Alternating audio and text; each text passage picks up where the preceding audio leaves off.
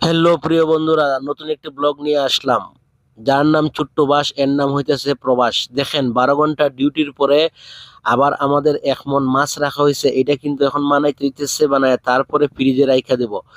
এই যে আমার বন্ধু শাকিল আছে, আর তারপরে আরো বড় বড় বাইন আছে। সবচেয়ে গুরুত্বপূর্ণ কথা হইতেছে এইটা, যদি বাংলাদেশে থাকতাম তাহলে যদি কেউ বলতো মাছ বানায় দেও তাহলে রান্না বান্না হবে, তাহলে বলতাম কি জানেন, মায়ের খাইবা, মায়ের দামও দিবা। আর এই জায়গায় কিন্তু নিজের কাজ নিজে করতেছে, যে কোনো শরম নাই, সবাই মিল্লা একসঙ্গে বানাইতে হইতেছে। ঠিক আছে, এইটার নাম হইতেছে প্রবাস, কিচ্ছু করার নাই।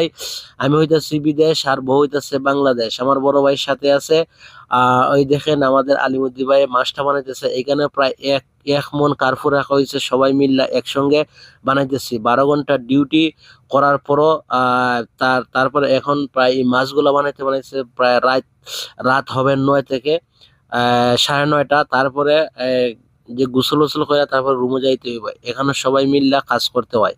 আর বাংলাদেশে থাকলে কিন্তু অনেক গ্রান হইতো, অনেক অনেক কিছু বলতাম। ওই যে আমার বন্ধু আলামিন, সে কিন্তু খামসুর, তার তার যেদিন মাছ রাখা হইব তার এই দিন কাজ শেষ হয় না। সে তার এইটা হইতেছে তার পরিস্থিতি। আর এখানে হইতেছে আমার শাকিল, সে হইতেছে 1 নম্বর অলস, অলস যারে কয়। আর এখানে আছে আমাদের বড় ভাই, একজন আলিমুদ্দি ভাই, সে আমাদের মুরব্বী। তিনিও বানাইতেছে।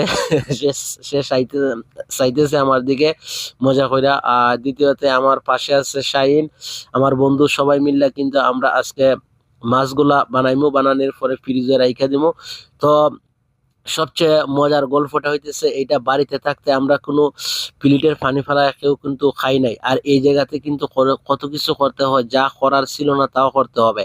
এটাই হইতেছে প্রবাস। এগুলা মানায় নিতে হবে। যারা প্রবাসে আসছো, হয়তো অনেক কিছু অনেকে করো নাই, এই জায়গায় আইসা করতে হইব। এটাই হইতেছে বাস্তব। বাস্তব কখনো মানে মোছা যায় না, বাস্তব সবসময় মাইনা নিতে হইব। প্রবাসে যারা আসো, কিংবা প্রবাসে যারা আসতেছো, এইগুলা সবকিছু মাইনা নিয়ে প্রবাসে আসতে হইব। তো প্রবাস জীবন যা কার কিরম কাটতেছে জানি না প্রিয় বন্ধুরা। তো আপনি আমাদের এইরকম কাটতেছে। ভালো থাকবেন।